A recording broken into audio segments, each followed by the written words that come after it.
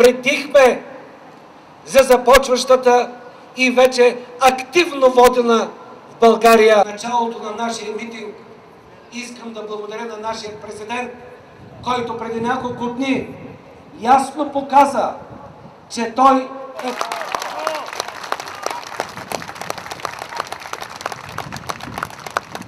Тази пета колона България се проявява по странни и различни. Такива истински европейци, достойни граждани на България, на нашите приятели от Украйна. Този митинг, както и за словото на президента ни в Брюксел, там се мълчи. Този митинг можеше да бъде и пред Министерството на енергетиката. Държавници,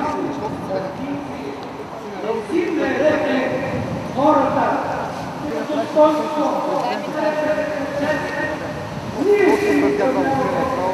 провежда тотална агресивна кампания срещу реализирали всички свои спящи са живи и здрави тези сватбари, дано да са щастливи и дано срещу Европейския съюз.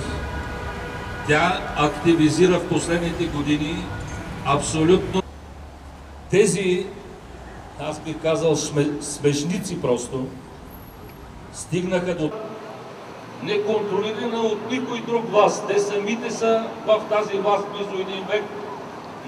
И при болшевизма, и сега при тяхната псевдодемокрация в мизерия.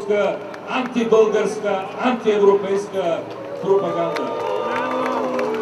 Това времето на 21 век. В една изключително силна, една изключително достойна реч. Тя, който е съвета, наистина не знам. Тонно предаване, някакви водещи, сценаристи, някакви шоумени, но държат там да им е хвърлен пъпа в Европа, а не да отидат в Москва да работят и там да живеят. Това е истина.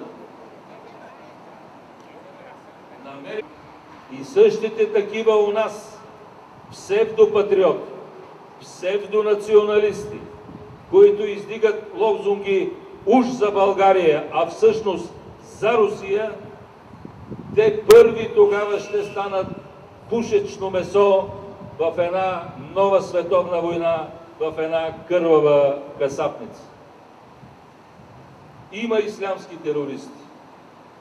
Но какви бяха тези руски терористи, които доведоха до това близо 9000 вече да са жертвите на руската агресия срещу демократична и проевропейска Украйна?